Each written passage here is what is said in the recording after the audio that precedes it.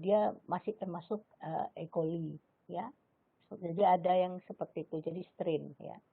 Tapi sama, dia spesiesnya sama, tapi ada mungkin dari uji gula-gulanya yang membedakan gitu. Ya. Misalnya Staphylococcus aureus strain Oxford ya. Adalah merupakan kuman standar untuk macam-macam keperluan di laboratorium. Jadi mungkin strain Oxford-nya ini dia membedakan, dia sama semua Staphylococcus aureus, tapi ada sedikit berbeda ya. Nah, kalau di sini yang Oxford ini biasanya yang digunakan untuk keperluan di laboratorium ya.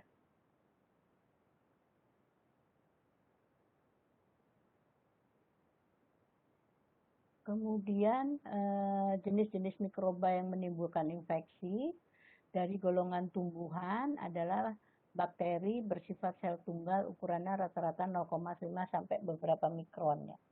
Sedangkan jamur bersifat sel banyak, disebut juga dengan kapang, disebut juga dengan fungi, sama aja ya. Kemudian jamur bakteri bisa terlihat sebagai makhluk bersel banyak, tapi juga dapat berupa sel tunggal. Jadi ada jamur, tapi ada bakteri seperti jamur, ada jamur seperti bakteri gitu. Nah, kita tinggal melihat apakah inti selnya itu mempunyai dinding sel enggak? Karena kalau jamur itu kan eukariot. Eukariot itu adalah intinya mempunyai membran sel.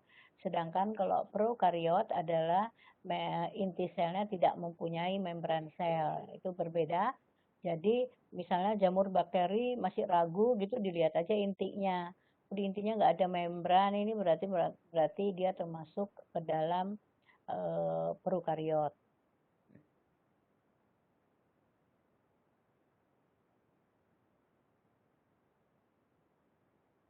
Nah, mikroba yang termasuk golongan hewan yaitu protozoa, rickettsia, dan virus ya.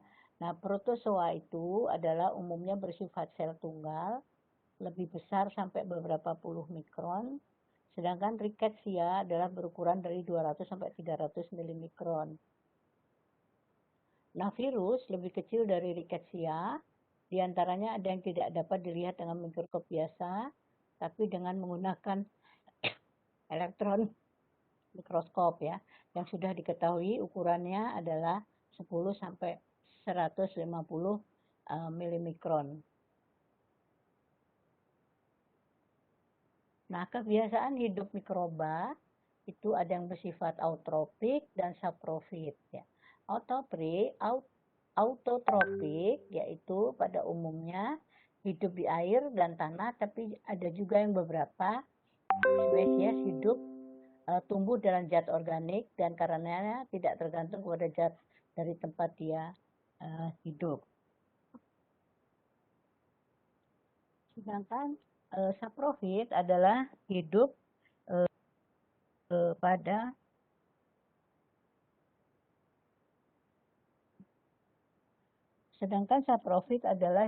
pada zat organik yang sudah mati. Misalnya di kayu-kayu yang sudah mati itu tumbuh di sana bermacam, bisa jamur, bisa juga bakteri tumbuh pembusuk di sana ya.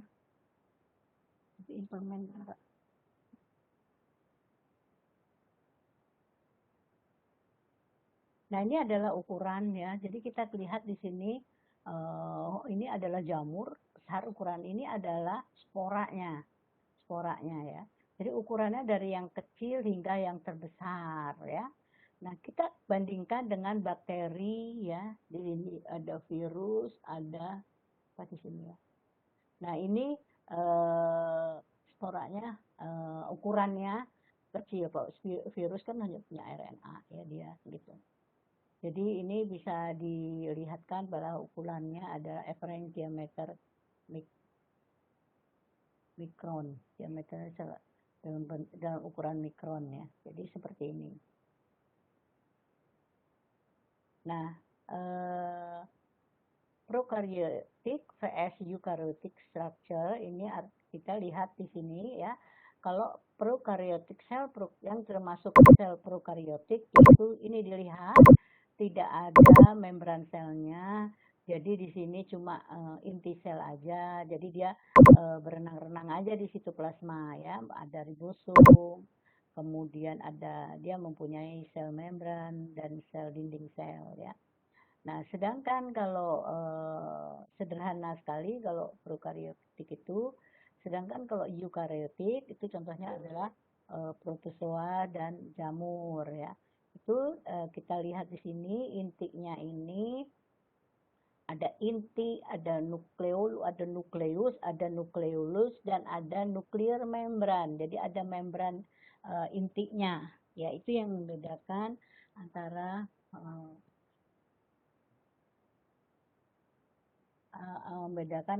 prokariot dan eukariot. Lebih kompleks karena dia mempunyai lisosom,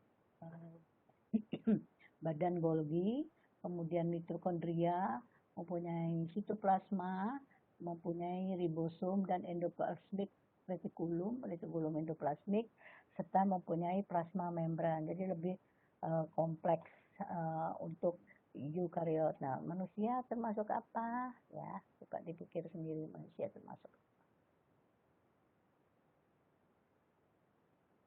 Nah, bakteri adalah mikroorganisme prokariot, yaitu organisme yang materi intinya tidak terbungkus oleh membran. Jadi di sini akan dibahas mengenai bakterinya ya. Kemudian kalau jamurnya oleh Pak Gus Darmayasa ya. Kemudian serta taksonominya menurut Burgess manual ya. Cari permen dong di sini. Itu adalah kingdom, phylum, class, order, family, genus, dan spesies ya. Taksonominya gitu. Nah, ini adalah gambar foto daripada eukariot, yaitu jamur. Ya, ini jamur yang ditemukan oleh ibu sendiri. Ya. Di sini jamurnya namanya fusarium ya, pada PDA usia 8 hari ya. Nah, ini makrokonidianya. Kita ambil hifanya, larutkan dalam air, kemudian dilihat mikroskop. Akan terlihat makrokonidianya seperti ini ya. Ada makrokonidia, ada mikrokonidia untuk jamur ya. Yang bentuknya seperti bulan sabit ya. Kemudian untuk karena banyak dari kalian yang skripsinya nanti mengambil mengenai jamur. Ini jamurnya tidak terlalu detail ya, seperti ini saja nanti untuk reproduksinya dan yang lain-lain Pak Darmansyah ya. Nah, ini jamur yang ibu temukan sendiri patogen pada lidah buaya yang besar-besar itu. Ya. Nah, ini adalah foto dari scanning elektron mikroskop dari jamur yang ibu temukan ya. Nah, ini adalah konidianya yang ini tadi, kecil-kecil tadi ya, berbentuk bulan sabit. Ketika dilihat dengan elektron mikroskop, scanning elektron mikroskop, ini ibu bikin sendiri ya fotonya, dilakukan di Jepang waktu S3 ambil S3-nya. Jadi ini lihat konidianya, makrokonidianya seperti ini ya. Mikrokonidianya seperti ini dan chlamydosporanya seperti ini. Chlamydospora adalah perbengkakan hifa ya, ingat ya, chlamydospora adalah perbengkakan hifa ya, untuk bertahan hidup dia di sana.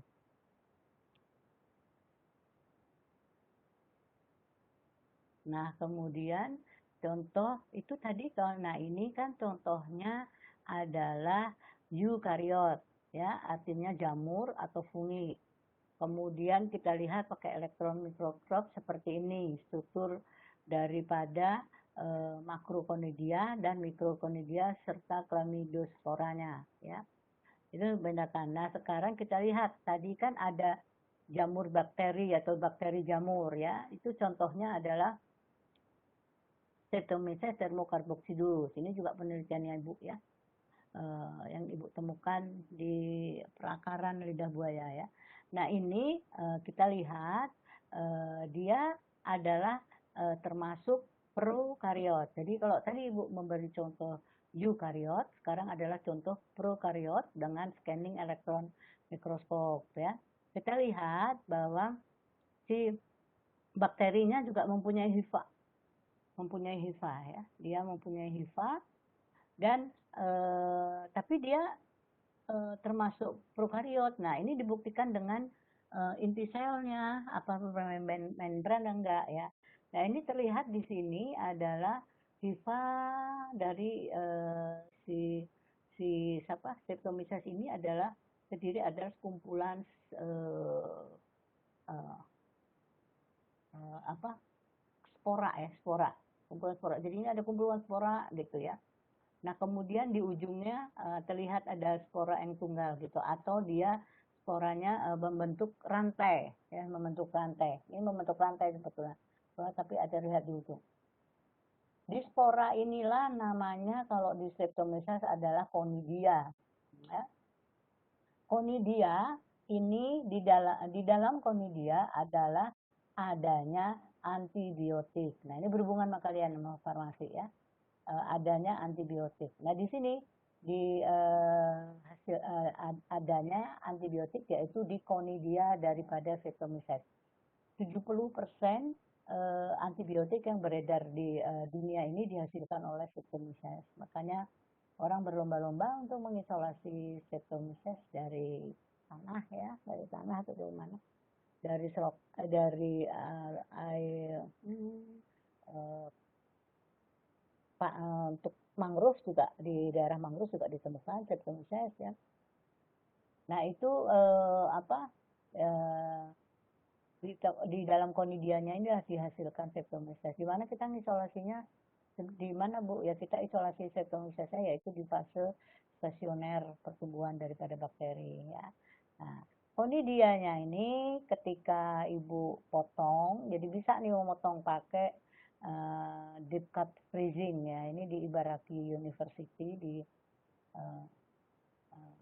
Ibaraki di Amishiba ya, di Amishiba. Nah, ini kita lihat bahwa ini adalah gambarnya conidia ya. Kemudian ini gambarnya HIFA yang terpotong pakai teknik deep cut freezing ya. Nah, ini namanya conidia itu adalah korteksnya harus tebal ya untuk perlindungan. Ini apa nih yang di dalamnya enggak tahu nih, bahan inti atau apa kumpulannya di dalamnya, atau nah di sini terletak bahan-bahan daripada antibiotik ya.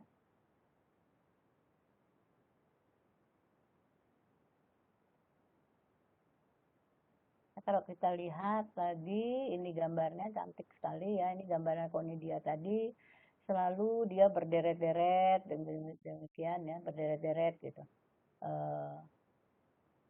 Foto dari Sam ya. Nah, ini permukaannya berkelopak-kelopak seperti ini. Jadi kalau melihat struktur yang paling kecil, kita lihat dengan elektron mikroskop kita bisa melihat gambar-gambar yang indah sebetulnya ya. Nah, ini kita lihat adalah yang itu tadi, bahwa membuktikan bahwa prokariot dan eukariot tadi. Nah, prokariot kan intinya nggak punya membran ya. Ini adalah gambar conidia ya, foto conidia dengan menggunakan transmisi elektron mikroskop ya. Jadi ini di dalam sini cuma ada bahan inti aja, tidak ada selnya. Jadi BI-nya itu bahan inti ya, bahan inti jadinya nggak punya membran sel, jadi dia ya cuma DNA double helix aja melayang-layang, tapi kan enggak, hanya lihat seperti serat-serat aja seperti ini gitu ya. Itu yang membedakan. Nah, ini lihat tadi korteksnya kan tebal. Nah, ini kan korteksnya tebal. Nah, di stem transmisi elektron mikroskop kita lihat korteksnya juga tebal ya. Yang di dalamnya ternyata di dalamnya ini kita bisa lihat ini ya, ini 550.000 perbesaran 50.000 kali perbesaran, barnya berbeda 500 bar, ini ya, 1 bar. Jadi terlihat bahwa bahan intinya tidak mempunyai membran. Padahal dia berhifa gitu loh maksudnya Ibu. Nah, ini ada hifanya kan. Ada hifanya, aerial hifa namanya ya. Ada hifanya. Jadi disebut ya bakteri yang seperti jamur atau jamur bakteri ya. Itu ini. Jadi harus dilihat struktur selnya untuk membedakan apakah dia. Jadi dulu sertomisasi itu diakui oleh ahli jamur bahwa dia termasuk jamur. Tapi setelah dibuktikan bahwa inti selnya ternyata tidak bermembran, dia jadi masuk ke dalam golongan bakteri. Nah ini juga gambar hifanya, ini terlihat bahan intinya ya. Ini bahan intinya juga lihat kan tidak ada bermembran untuk membuktikan sama lah. Kalau tadi kan korteks di konidia, kalau ini hifanya di hifanya ya. Kemudian dia cirinya juga di hifanya itu ada mesosum ya, dinding sel yang melekuk ke dalam. Oke. Nah, kemudian nanti kan praktikum morfologi bakteri yang ke depan. Jadi morfologi bakteri itu adalah mempelajari tentang bentuk-bentuk dari bakteri, pewarnaan bakterinya. Jadi mungkin nanti Ibu tanya ya, pendidikannya tersedianya kapan. Nah, untuk morfologi bakteri itu kita lihat bentuknya, tepi, elevasi, ukuran, pigmentasi, permukaan, dan bau. Tipe koloni itu ada rough, kasar, kemudian ada smooth, dan ada yang diantaranya ya. Coba kita lihat di sini, misalnya bentuknya dia sirkular, entire, convex gitu ya. Enggak sirkular, irregular, reading gitu bentuk-bentuknya ya. Kemudian pinggirannya gimana, tepinya itu entire, kemudian iris, ada lobate, ada filamentus gitu. Jadi kita lihat kalau untuk mengidentifikasi. Ketika saya nggak mau identifikasi molekular Bu, saya mau identifikasi manual seperti ini, saya mah mau identifikasi molekular aja, tetap aja harus dilihat bentuknya, tepinya, elevasinya harus tetap terdata dengan baik gitu. Jadi misalnya gini, oh bentuknya gini, tapi ketika diidentifikasi pula agak berbeda dia ya gitu. Oh mungkin dia sudah mengalami perubahan atau seperti apa itu di mana yang ketidakcocokannya kok dua data menjadi tidak cocok. Nah itu bisa diketahui ya. Jadi ini contohnya contoh Petri yang ditumbuhi oleh bakteri.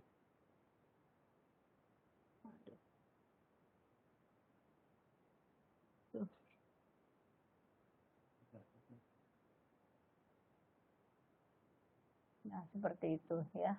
Kemudian nanti kalian akan melakukan praktikum enumerasi bakteri, akan terlihat seperti ini ya. Nah ini panduannya untuk melihat bentuk elevasinya ya. Kemudian pigmentasi, apakah dia mengpigmen media Na itu media pertumbuhan bakteri nutrien agar warnanya kan putih. Ketika ditumbuhkan di situ berubah menjadi biru, itu dicatat permukaannya. Kemudian baunya. Nah, baunya ini penting, kalau di Streptomyces dia baunya tanah, seperti tanah ya. Karena dia menghasilkan suatu zat yang akan berbau seperti tanah ya, itu cirinya. Kemudian morfologi sel itu bentuknya ada kokus, ada bacillus, yaitu contohnya Bacillus anthracis dan Bacillus fusiformis. Sedangkan yang spiral bentuknya ada contohnya adalah Borrelia, Leptospira, dan Treponema.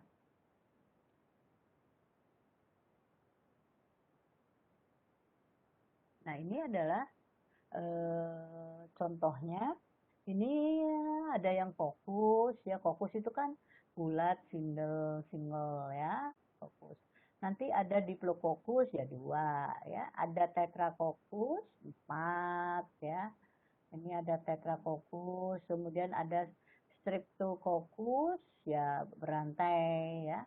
Kemudian ada yang Sarcenia membentuk 8 ya, 1, 2, 3, 4, 5, 8. Kemudian ada yang membentuk Staphylococcus ini seperti anggur, seperti ini nih. Kalau kita lihat stemnya yang kanannya itu ya, bentuknya seperti itu ya. Nah kalau pada Bacillus itu yang single namanya Bacillus, yang double ya Diplobacillus, mirip lah. Ada yang berbentuk rantai, kalau di Coccus Streptococcus, kalau di Bacillus Streptobacillus ya. Kemudian ada, ini Coccobacillus ini ya, seperti dia fokus yang memanjang bisa ataupun fokus yang membentuk agak memanjang disebut kuku bacillus ya. Itu biasanya kenapa dia bisa berubah seperti itu ya, bisa berubah biasanya faktor lingkungan yang menyebabkan ya. Nah kemudian ada yang membentuk pagar, kemudian bentuk-bentuk khusus ini berbentuk X, berbentuk V dan berbentuk Y. Ini yang bentuk-bentuk dan berbentuk roset. Ini patogen semua ya, patogen lupa namanya. Yang berbentuk pagar, X, V, Y dan roset ini adalah bakteri-bakteri patogen. Jadi ketika kalian lagi mengisolasi bakteri ketemu bentuk ini agak berhati-hati. Ada mungkin ya Bacillus pneumoniae, ibu lupa ya. Difteri yang berbentuk pagar itu difteri kalau nggak salah ya, patogen semua ya, jadi hati-hati ketika ketemu bentuk-bentuk seperti ini. Jadi dia membentuk formasi Y, X, Y, X, V, Y, dan roset.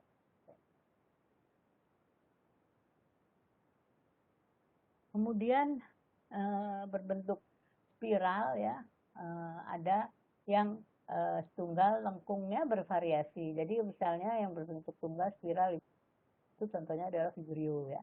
Kemudian yang berbentuk spiralnya longgar itu Spirillum, dan ada yang spiralnya agak nggak terlalu longgar itu Spirochaete ya. Nah itu contoh. Yang lain adalah Borrelia ya, yang mempunyai seperti itu ya. Nah sedangkan struktur dari bakteri adalah dia mempunyai kromosom, ya, mempunyai pilus, mempunyai ribosom, dan mempunyai inclusion body, mempunyai flagellum, mempunyai plasmid, mempunyai sel membran, sel wall, dan kapsul atau slime layer. Tidak semua bakteri mempunyai plasmid ya. Plasmid adalah DNA ekstra kromosomal, DNA ekstra kromosomal ya. Jadi bentuknya bulat ya, bulat. Jadi nggak semua bakteri punya plasmid ya. Nah sedangkan nanti dulu kita bahas satu-satu. Oke. Nah, sedangkan kalau filus itu secara garis umum dulu, filus ini adalah rambut-rambut kecil di struktur sel. Ini fungsinya adalah untuk perlekatan ya. Sedangkan flagella untuk pergerakan, beda ya. Jangan fili disebut sebagai untuk pergerakan. Fili itu untuk perlekatan kepada substrat ya, di mana dia patogennya misalnya dia di usus ya, dia melekat di usus ya. Nah, kemudian ada yang membentuk pilus ini membentuk pilus sac untuk alat reproduksi bakteri ya. Ada pilus, ada dia juga punya pilus sac untuk pertukaran materi genetik dari satu sel ke sel yang lain ya. Jadi reproduksi secara seksual daripada bakteri itu ada 3, yaitu yang pertama adalah konjugasi ya, kemudian transformasi dan transduksi ya. Nah itu minggu depan ibu tanya itu transduksi, transformasi sama konjugasi ya. Ibu tanya nanti siapa yang kebagian jawab ya. Untuk minggu depan. Kemudian ini adalah dinding sel. Dinding sel dari bakteri gram negatif. Bakteri dikelompokkan menjadi dua, yaitu bakteri gram positif dan bakteri gram negatif ya.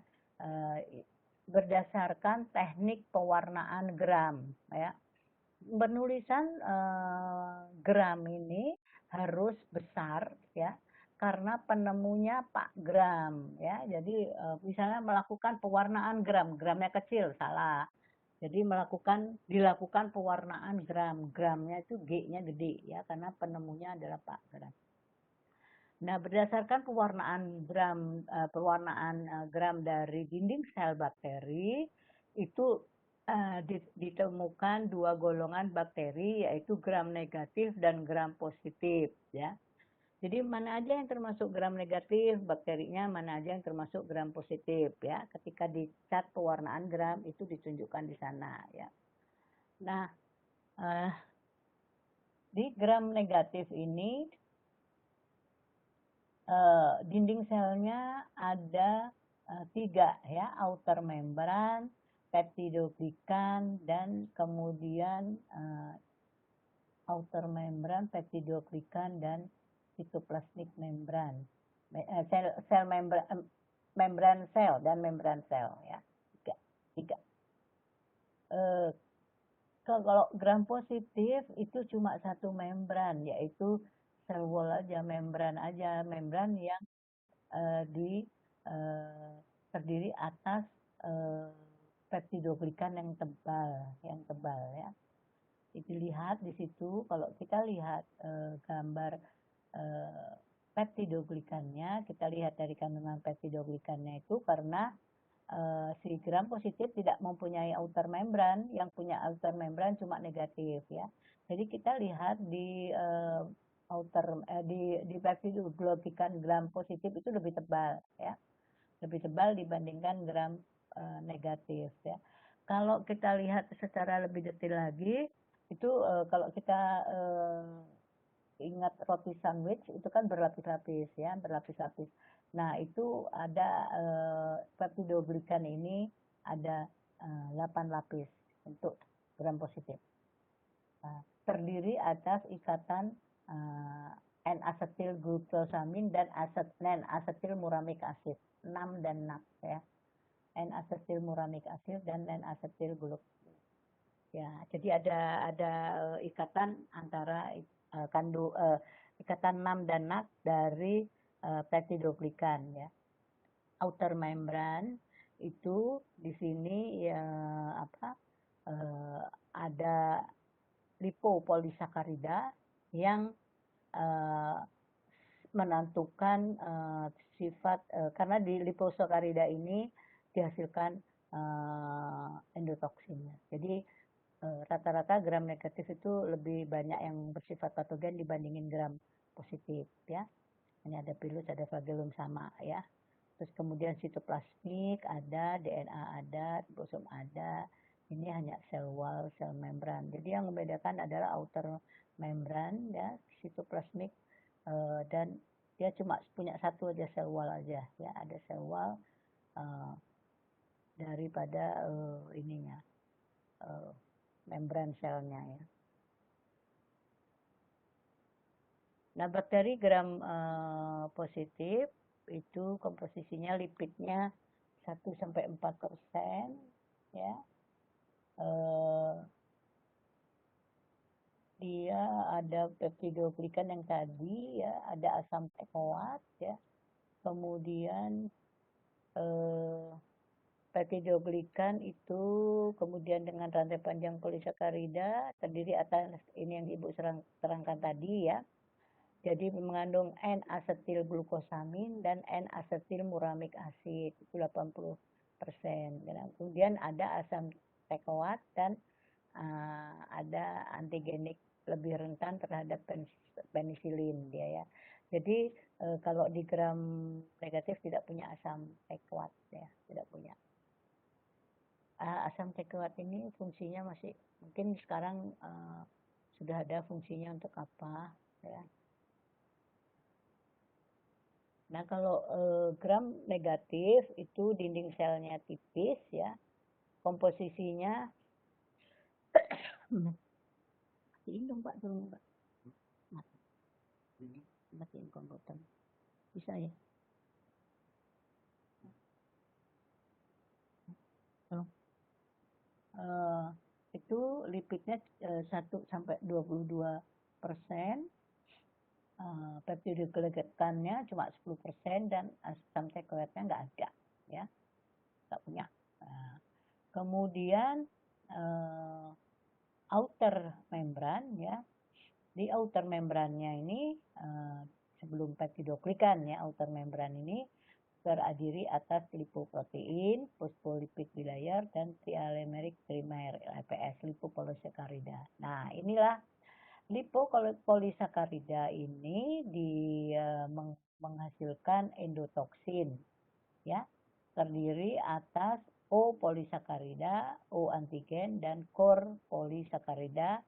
Nah, sedangkan kemudian ada lipid A.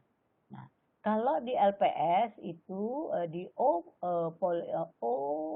polisakarida ya, O spesifik, harus saya tambah spesifik. O spesifik O polisakarida itu menghasilkan toksin ya.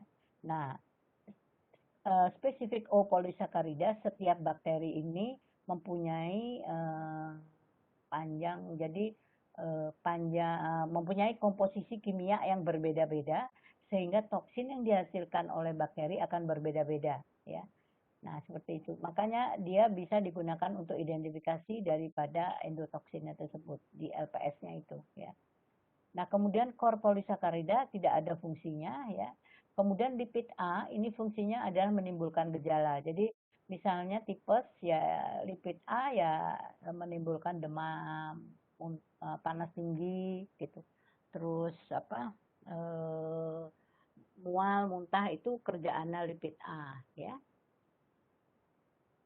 Nah, kemudian gram negatif ini kurang rentan terhadap, jadi kurang rentan terhadap penisilin. Artinya dia patut resisten terhadap penisilin ya. Jadi resisten terhadap penisilin. Jadi tidak mudah dibunuh oleh penisilin gitu maksudnya. Tidak perlu bawahnya. Nah, ini yang lebih gampang mungkin bagi kalian nanti ya, dari yang tadi. Nah, ini ketika nanti melakukan pewarnaan gram, ini kalau kultur campuran ada yang warnanya biru dan warnanya merah ya. Nah, kalau gram positif itu contohnya ini, nah ini harus dihafal nih nanti, kadang-kadang keluar ya. Gram positif ini ada contohnya, ada Bacillus, Staphylococcus, Streptococcus. Kalau di gram negatif ini ada E. coli, Neisseria, Pseudomonas. Nah, ketika diwarnai selnya, pewarnaan gram ini akan berwarna reddish pink untuk yang negatif, sedangkan yang positif akan berwarna ungu ya. Nah, kita lihat di sini aja lebih. Nah, ini gram positif ya. Gram positif, nah Ibu tadi bilang yaitu dia mempunyai satu dinding sel yaitu peptidoglycan dan mempunyai asam teichoat ya. Nah, kemudian ini yang disebut Ibu tadi 8 lapis seperti 8 lapis sandwich tadi ya. Satu lapisan ini terdiri dari ikatan N-asetil glukosamin dan N-asetil muramik asid. Yang merah-merah ini adalah asam teichoat. Mungkin dia sebagai penguat mungkin di sini ya. Nah, kemudian jadi ikatan inilah yang membentuk dari peptidoglikan ya. Kemudian dia ada sitoplasmik membran. Jadi cuma satu membrannya daripada peptidoglikan ya. Nah, kalau kita lihat melalui transmisi elektron mikroskop, kita lihat di sini peptidoglikannya tebal ya. Kemudian di sini dia mempunyai pilir rupanya bakterinya, yaitu dia contohnya bakterinya Bacillus subtilis ya. Jadi terlihat tebal dinding selnya. Kita lihat yang gram negatif ya. Yang gram negatif itu kita lihat ada 3 membran, yaitu outer membran, peptidoglikan, dan periplasmik itu di antara ini ya, dan sitoplasmic membran itu. Nah ini outer membran, kemudian peptidoglikan, ini ya, kemudian sitoplasmic membran. Nah di sini terlihat peptidoglikannya hanya satu aja, satu atau dua di sini ya, satu dua aja. Kalau itu kan sampai berlapis-lapis sampai 8. Yang paling penting di sini adalah di LPS-nya ini, lipopolisakarida. Jadi kalau dipotong di sini kita lihat ini ada Ibu jelaskan tadi, yaitu O spesifik polisakarida ya. Jadi panjangnya bervariasi antar bakteri, yang juga komposisinya kimianya akan berbeda-beda, sehingga toksin yang dihasilkan akan berbeda-beda, yang gunanya juga untuk identifikasi daripada bakteri ya. Kemudian core polisakarida tidak ada fungsinya, sedangkan lipid A ini untuk tadi Ibu sebutkan untuk menimbulkan gejala ya. Nah ini kalau kita lihat dengan transmisi elektron mikroskop dari Pseudomonas aeruginosa, ini terlihat peptidoglikan, outer membran, periplasmik, dan sitoplasmik membran ya.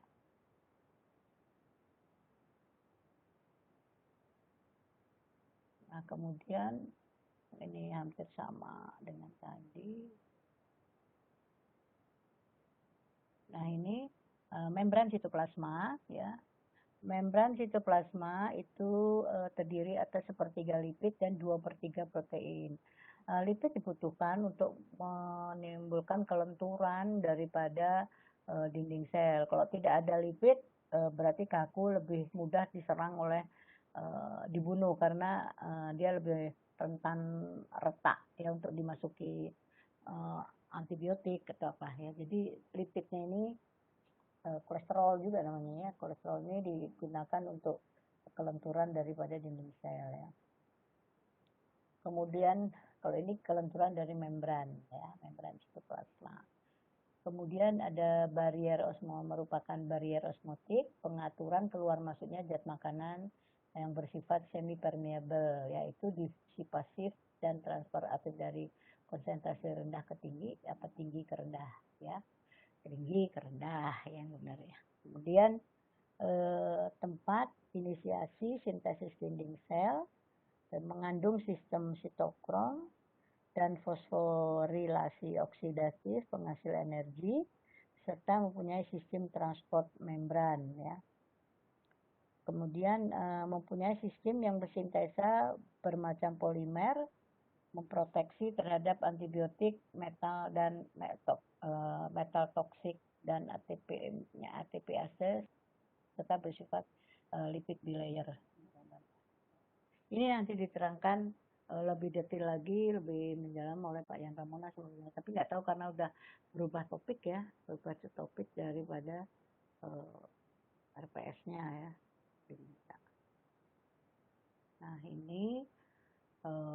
Nah ini tadi kolesterol ini digunakan untuk kelenturan daripada dinding sel ya.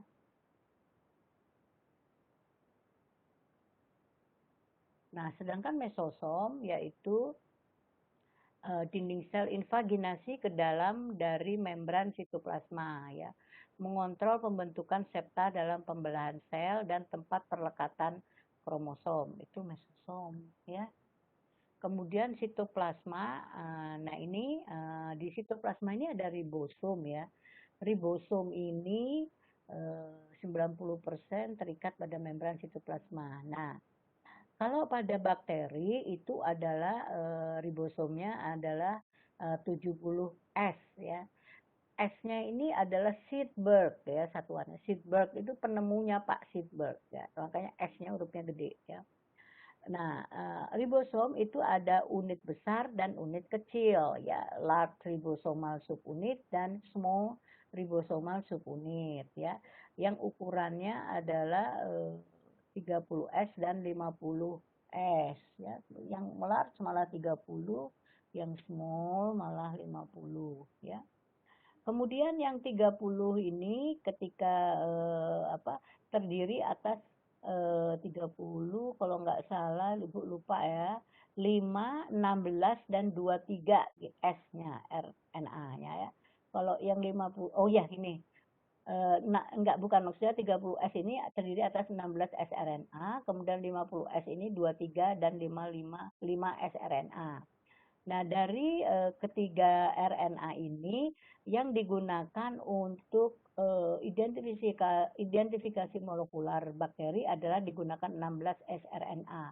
Kenapa digunakan 16 sRNA? Karena dia panjangnya pas ya, nggak terlalu panjang, karena 23 terlalu panjang dan 5 terlalu pendek ya untuk nanti proses identifikasi molekularnya. Jadi kalau ingin melakukan identifikasi molekular maka digunakan 16 sRNA-nya ya. Kalau untuk jamur digunakan 18 sRNA ya. Itu kenapa ya 17 itu 30 tambah 50 kan 17. 70 itu 30 tambah 50 kan 80, Bu. Nah, itulah ketika ditimbang bersamaan 80, ketika ditimbang sendiri-sendiri dia 30 dan 50 ya. Demikian juga untuk yang jamur yaitu 80S itu 40 dan 50 ya, 90 jadi ya. Padahal dia 80.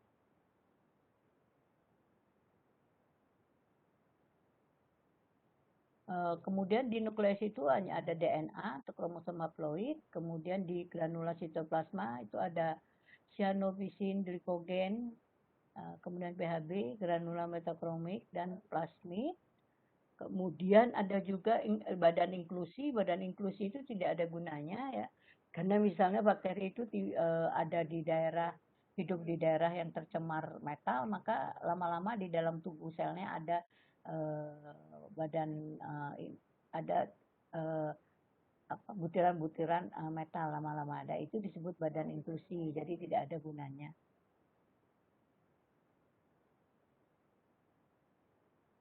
Nah, ini ada plasmid yang tadi ya, ada DNA ekstra kromosomal, plasmid ada 2, yaitu bersifat konjugatif dan membantu dalam penyebaran plasmid, adanya gen TRA, dan non-konjugatif bila ditransfer bersama plasmid konjugatif.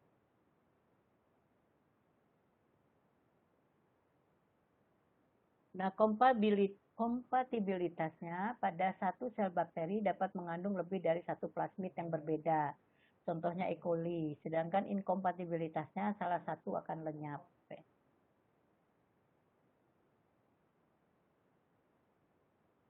Nah, klasifikasi plasmid ini ada 5, yaitu plasmid fertilitas, plasmid resisten, plasmid mengkode kolisin, plasmid degradatif, dapat memetabolisme molekul yang tidak biasa seperti toluen dan asam salisilat, serta plasmid virulensi, misalnya plasmid TI.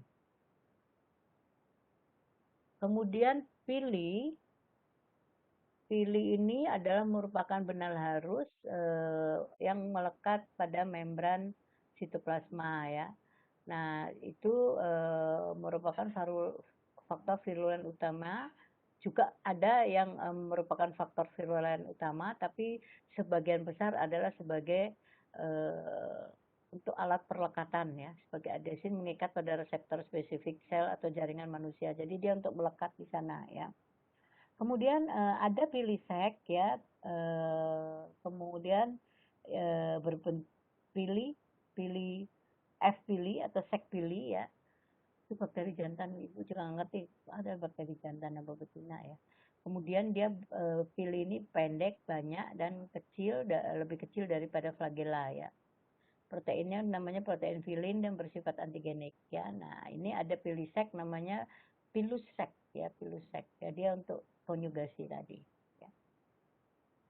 Pertukaran materi genetik dari satu sel menuju sel yang lain menggunakan pilusek atau jembatan pilus. Nah, ini flagella. Nah, flagella itu melekat pada membran sitoplasma, merupakan filamen ya. Dia bisa juga sebagai faktor virulen karena dia mempunyai bisa menghasilkan antigen, yaitu H antigen ya. Flagellin namanya, protein flagellin ya. melekat pada sel melalui kompleks protein ya. Jadi dia punya kait dan mempunyai basal body ya. Pergerakan kuman itu maksudnya bukan pergerakan kuman. Flagela ini ada yang monotrikus, lopotrikus, amfitrikus, dan peritrikus. Kalau monotrikus itu cuma satu ujung aja flagelanya, lopotrikus di kedua ujung, amfitrikus satu di kedua ujung, dan peritrikus di sekujur tubuh selnya ya. Jadi ini adalah yang mempunyai flagela adalah hanya bakteri bacillus ya, hanya bakteri yang bentuk bacillus. Kalau bakteri yang lain nggak bergerak dong, kan gitu pertanyaannya. Bergerak yaitu dengan cara menggelinding ya, menggelinding kan kemana sih gerakannya ya, menuju cahaya, mencari makanan ya, bergerak seperti kita lah manusia, bergerak kemana mau makan, ke meja makan gitu ya. Nah seperti itu, jadi itu adalah tipe-tipe daripada ini flagela ya. Nah ini adalah kita lihat adalah flagela ya, flagela gram positif dan flagela gram, ini yang negatif yang atas, positif yang bawah. Nah, yang positif ini hooknya cuma satu karena dinding selnya cuma satu, ya. Kalau di gram negatif dinding selnya 3 lapis, dia memerlukan hook 2. Jadi Tuhan Maha Kuasa sekali ya, sampai sebakteri-bakteri dia ciptakan flagela yang dinding selnya satu ya cukup satu aja hooknya, pengikatnya, pengait ya. Kalau yang 3 membran selnya yang memerlukan lebih biar kuat ya, seperti itu logikanya. Nah kemudian ini adalah Vibrio cholerae juga mempunyai flagela ya, tapi flagelanya Vibrio cholerae itu khusus ya, mempunyai bentuk mempunyai flagela tapi nggak terlalu panjang ya, belum dibilang flagela juga bukan ya. Nah seperti itu. Kemudian di sini ada Bacillus brevis dan Bacillus cereus, kita lihat semua. Nah spora ini sangat resisten terhadap kondisi tidak menguntungkan ya. Kemudian suhu tinggi, kekeringan, bahan kimia itu mengakibatkan semua bakteri menjadi enggak semua ya. Bisa juga berubah menjadi resisten ya. Bukan, maksudnya spora ini terbentuk ketika ada menghadapi suhu tinggi, kekeringan, dan ada bahan kimia, maka bakteri membentuk spora ya. Kalau pada jamur tadi kan udah kelihatan, pada bakteri juga kelihatan ya. Sedangkan pada diameternya bervariasi. Kemudian letaknya pada bacillus ya, yang punya spora ini adalah hanya bacillus ya, banyak bacillus. Hanya bacillus yang punya spora ya, yaitu berbentuk di sentral, di tengah-tengah, atau subsentral agak di pinggir, dan terminal ya, dan terminal gitu. Jadi contohnya Clostridium terminal, Clostridium apa ya, lupa ibu ya. Jadi yang sentral ini contohnya Bacillus cereus kalau nggak salah. Yang terminal itu kalau nggak salah, lupa ibu ya, sama subsentral atau subterminal ya namanya ya. Terakhir kapsul ya, kapsul terakhir itu terdiri atas glikokalix ya, kemudian beberapa polimer asam amino, protein ya, dan contohnya adalah Bacillus anthracis ya, yang mempunyai kapsul, dan Yersinia pestis ya.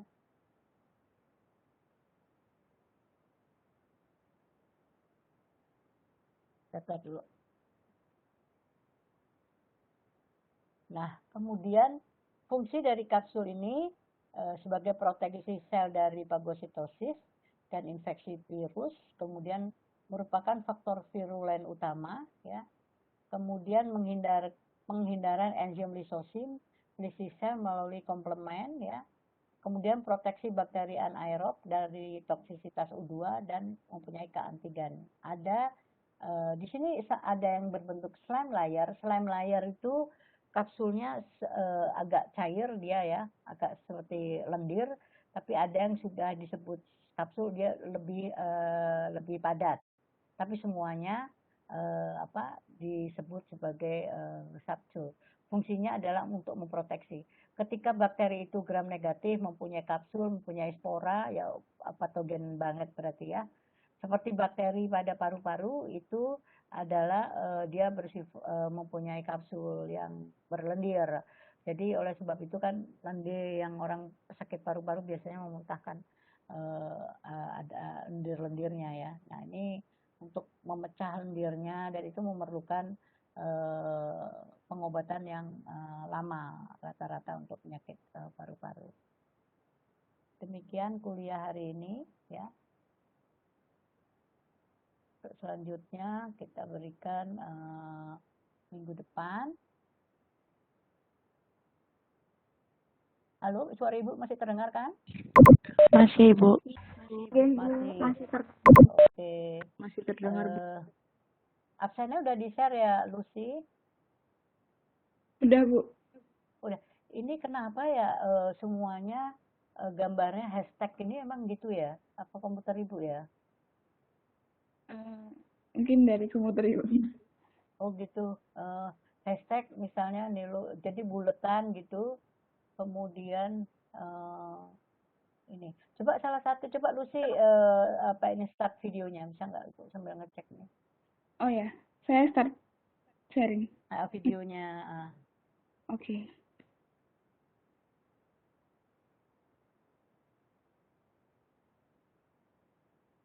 Sudah, Lucy?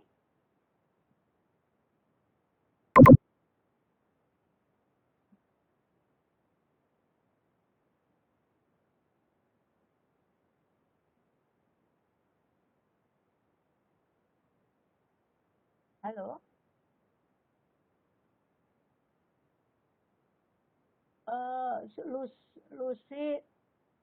Lucy start videonya aja maksudnya Ibu. Ibu. Oh gitu, maaf.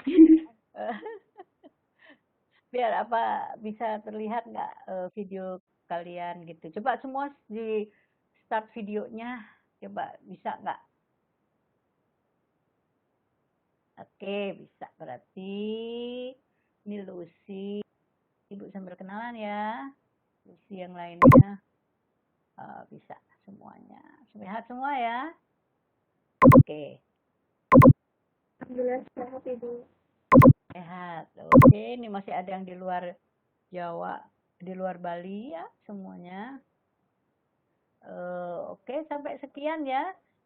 Sehat selalu dari Ibu. Selamat sore. Ibu tutup kuliahnya. Assalamualaikum warahmatullahi wabarakatuh. Terima kasih, Bu. Selamat sore. Assalamualaikum. Waalaikumsalam, Bu. Terima kasih, Bu. Waalaikumsalam.